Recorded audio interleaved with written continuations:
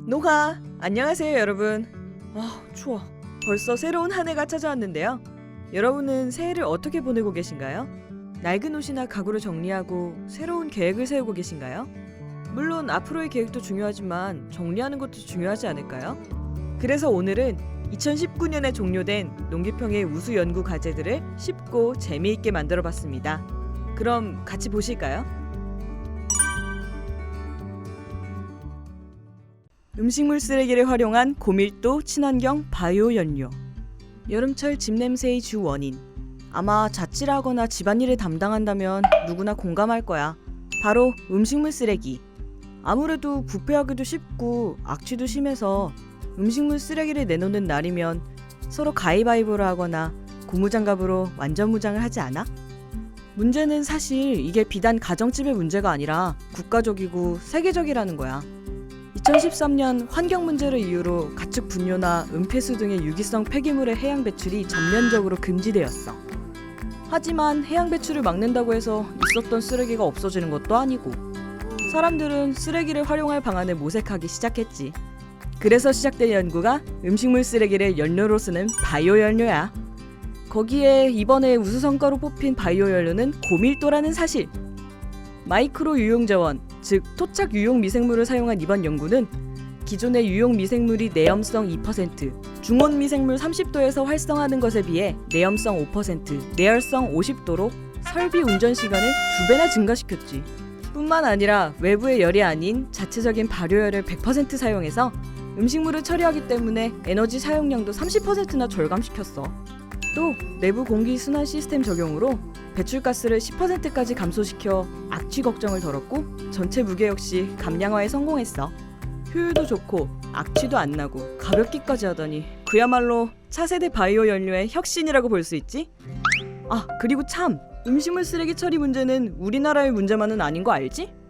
이 기술을 세계적인 브랜드와 경쟁할 수 있도록 모색하고 있어. 또 국내에서 상용화가 된다면 국내 미생물 산업을 활성화할 수 있고 악취 문제를 해결했기 때문에 음식물 쓰레기 처리를 위한 별도의 처리장이 필요 없어. 이동거리 없이 지역 내에서 쓰레기를 처리할 수 있다는 장점이 있지. 어때? 음식물 쓰레기도 해결하고 연료도 없고 그야말로 일석이조 아니겠어? 영양과 식감을 개선한 고령자 맞춤형 기호식품. 나이가 있으신 부모님 간식이나 식사 걱정되지 않아? 그럼 이번 성과에 더욱 주목! 이번 연구에서는 어르신들이 드시고 싶으신 게 있어도 치아가 약해서 참으시거나 못 드시는 경우가 있다고 봤어. 그래서 집중한 방법이 바로 연화제야. 음식을 좀 더 부드럽게 만들기 위해서 사용하는 성분이라고 보면 되는데 기존에 시판 중인 연화제는 효소 제제를 사용해서 쓴맛이 나거나 제조 과정에서 식품 수분이 이탈되어 조직감이 떨어지고 동시에 영양 성분이 이탈되는 문제가 있었어. 새로운 연화제 개발에 초점을 맞춘 것이 바로 이번 연구. 첫 번째는 고령자 기호에 맞춘 식자재 커스터마이징이야. 각 식자재의 특징에 맞춘 효소를 탐색하고 조리 과정에서 식재료 본연의 보수력을 최대한 유지시킬 수 있도록 수분 이탈 방지, 코팅막 역할을 할 수 있는 증정제를 사용했고 변성 전분 소재를 첨가해서 육즙 손실을 막고 다즙성까지 부여하니까 연화제를 넣는다고 맛이 없다는 상식은 이제 고쳐주셔야겠습니다. 어르신들이 먹는 음식이니까 좀 더 신경 써야겠지? 꼼꼼하게 복지관, 노인병원, 관능검사 전문기관에서 이미 선호도 조사를 마쳤어. 어르신들이 원하는 먹고 싶은 메뉴를 이제 편하게 드실 수 있다는 거지. 앞으로는 보다 많은 메뉴 개발에 도전하고 일본의 기술을 답습하던 기존의 고령 친화 식품 개발 방법을 벗어나 우리의 현실에 맞는 음식이 나올 예정이니까 다들 기대해도 좋을 것 같아. 농산물 원산지를 정확하게 판별할 수 있는 동위원소 지도. 마트에서 장을 봐서 가정의 식탁을 책임지는 사람들이라면 지금 집중! 아마 식자재에 대한 원산지는 다들 꼼꼼하게 찾아볼 거야. 하지만 적혀있는 원산지, 마음 편히 믿을 수 있을까? 그 마음을 지금 저희가 편하게 만들어드리겠습니다. 농산물의 원산지를 정확하게 판별할 수 있는 동위원소 지도의 개발에 성공했어.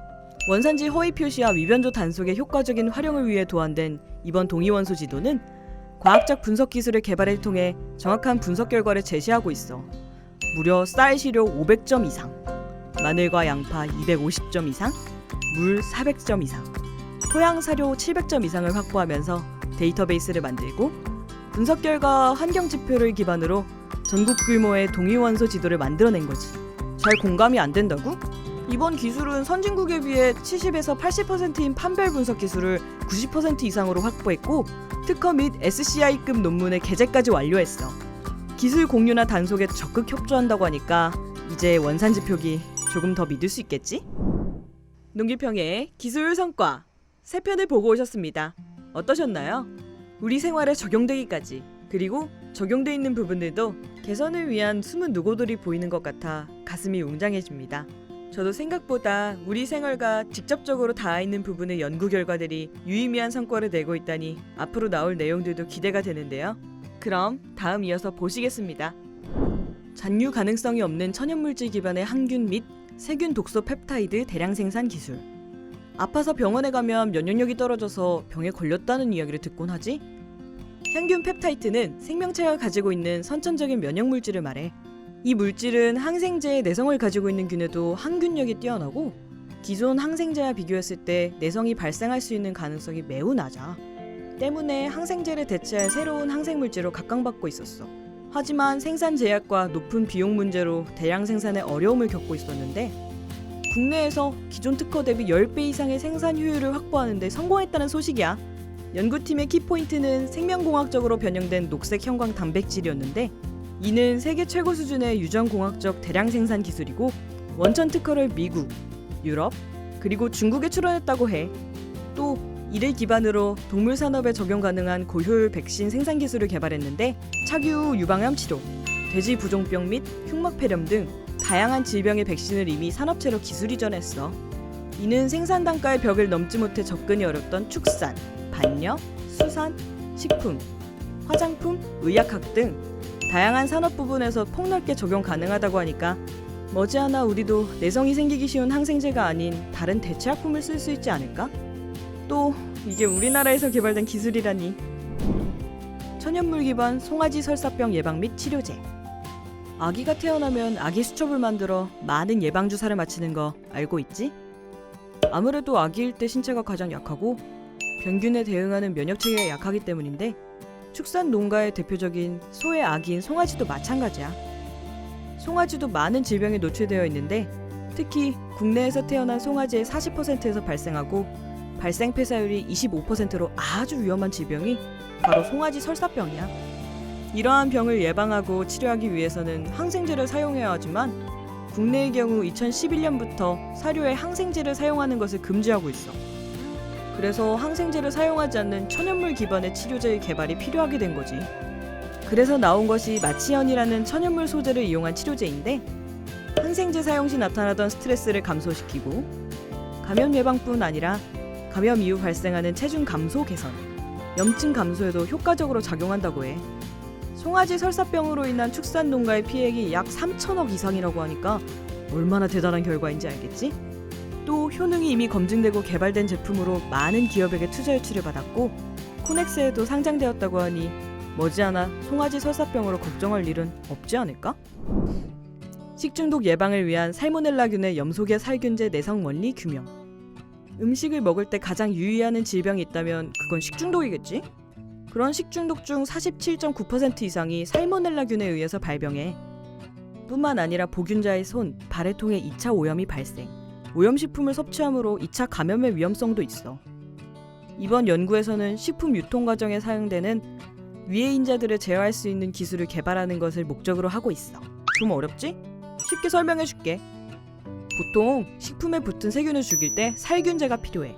그런데 대표적인 살균제인 락스를 고농도로 사용하기엔 우리 인체에 해로워서 저농도의 락스인 차염소산을 사용하곤 하는데 문제는 여기에 내성을 가진 살모넬라가 생존할 수 있고 이 살모넬라는 식중독을 유발한다는 거지. 그래서 연구진은 어떤 원인으로 살모넬라균이 살균제에 내성을 가지게 되는 걸까 하고 연구했는데 살모넬라균은 HYPT 단백질 전시인자를 통해 치아염소산을 감지한대. 그 HYPT 단백질을 저해할 수 있다면 살모넬라균을 효과적으로 제어할 수 있다는 거지. 연구진은 여기서 한 단계 더 나아가서 3차원 구조를 통해 HYPT 단백질의 작동 원리도 분석했어. 그 결과 HYPT 단백질이 철 이온 흡수 관련 유전자가 나타나지 못하게 막고 이를 통해서 살모넬라균이 자신의 세포 안에 철 농도를 떨어뜨려서 스스로 생존하는 원리를 알아내게 된 거지. 이번 연구 결과는 효과적으로 살모넬라균을 제어할 수 있는 새로운 방법을 개발하는 주요한 기반 기술로 활용될 수 있다는 점에서 의미가 아주 커. 이를 수치로 표현하면 이 기술을 바탕으로 차세대 식품 보존료가 나왔을 때 안정성이 20% 정도, 이에 따른 경제적 파급 효과는 6천만 달러에 달할 것으로 예상된다고 하니까 어때? 분자 단위의 연구라고 작게 보기에는 그 파급 효과가 대단하지? 국내 농생명 자원을 이용한 친환경 닭 진드기 살충제 개발. 한국인이 가장 많이 소비하는 육류라고 하면 닭을 빼놓을 수 없겠지? 우리나라의 성인 1인당 닭 연간 소비량은 15.76kg으로 열의 7은 일주일에 한 번 이상 닭고기를 먹고 있어. 하지만 닭 생산성 감소를 유발하는 닭진드기 해충이 약 94%의 농가에서 발생하고 있대. 이를 해결하기 위해서 동물용 의약 외품으로 허가되지 않은 농약을 사용하고 살충제 계란 파동 등 식품 안정성 문제가 제기되고 있어.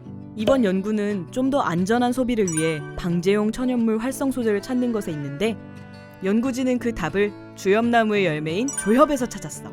이를 생명공학적으로 활용해서 다양한 형태의 원료를 정확하게 분석하는 기술을 최초로 개발하고 이를 통해 닭 진드기의 살충 기전을 최초로 밝혀냈지. 이번 연구는 현장 중심의 맞춤 연구라고 볼 수 있는데 현장에서 피해를 입히는 닭 진드기를 직접 채집해서 12표적 유전자를 분리하고 효과를 확인하므로 현장 감수성을 증대시킨 점에서 큰 의미가 있어. 이미 과학적 살충 효과를 거치고 천연물을 사용해서 안전하고 나아가 내성을 방지하니까 앞으로도 좀 더 안전한 먹거리를 확보할 수 있겠지? 아무래도 우리가 직접 먹는 먹거리 안전과 관련된 이야기이니 저도 더욱 관심이 가는 것 같습니다. 집중해서 듣다 보니 벌써 8번째 성과를 소개할 시간이네요. 또 어떤 성과들이 남아있을지 함께 보실까요? 노동력 절감에 기여하는 최첨단 디지털 농업 핵심 요소 기술. 사람들이 도시로 이동하면서 농촌의 인구는 점점 고령화되고 매년 인원이 줄어들고 있어. 하지만 인간은 필수적으로 음식을 먹어야 하기 때문에 이를 담당하는 농가의 역할이 매우 중요해.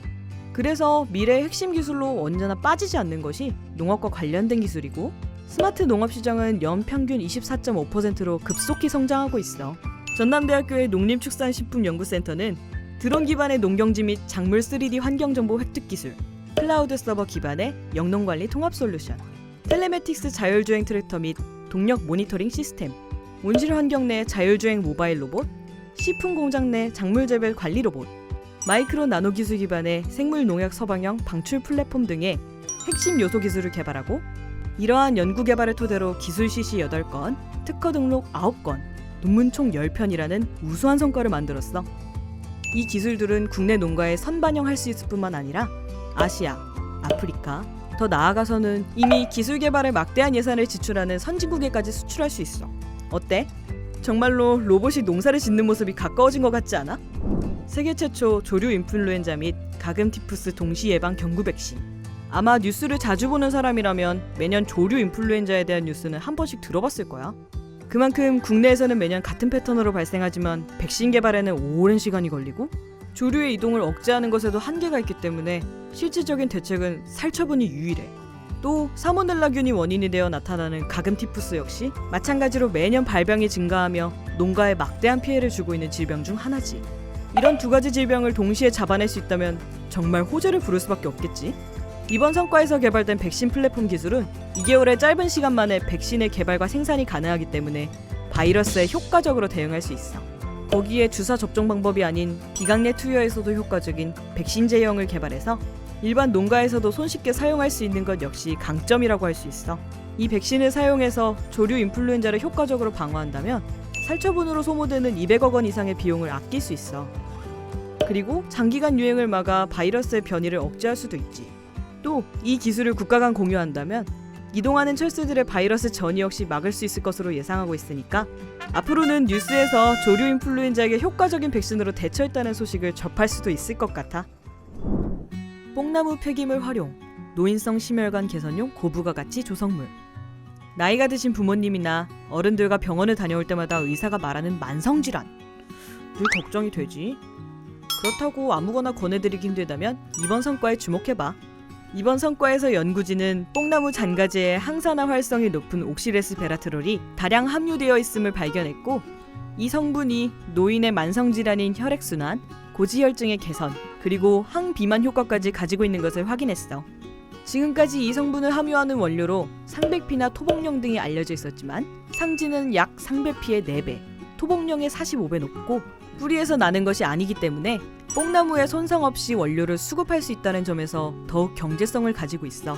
거기에 활용도가 낮은 상지 원료는 저렴하고, 국내 뽕나무 생산 대단지는 전국에 걸쳐 조성돼 있다고 해. 연구진은 사업화 3년 이내 기능성 원료 점유율 22 이내, 매출액은 100억 이상 증가를 기대하고 있다고 하니까 어때? 이 정도면 한번 권해드려보는 것도 나쁘지 않겠지? 여기까지 농기평이 선정한 우수성과 탑 10이었습니다. 아무래도 우리 삶이나 농가에 직접적으로 영향을 미칠 수 있는 연구들이 많았는데요. 저도 모르게 영상을 보는 내내 집중이 될 만큼 흥미로운 연구 성과들인 것 같습니다. 이러한 연구 성과 외에도 매년 굉장히 많은 연구들이 활기차게 이루어지고 있다고 하는데요. 코로나를 이겨내고 올해는 더욱 엄청난 성과들이 나타나는 한 해였으면 좋겠습니다. 이만 여기서 인사드리겠습니다. 농기평이 지원한 연구 성과 흥미로우셨다면 농기평 유튜브 채널 구독 부탁드릴게요. 그럼 농바!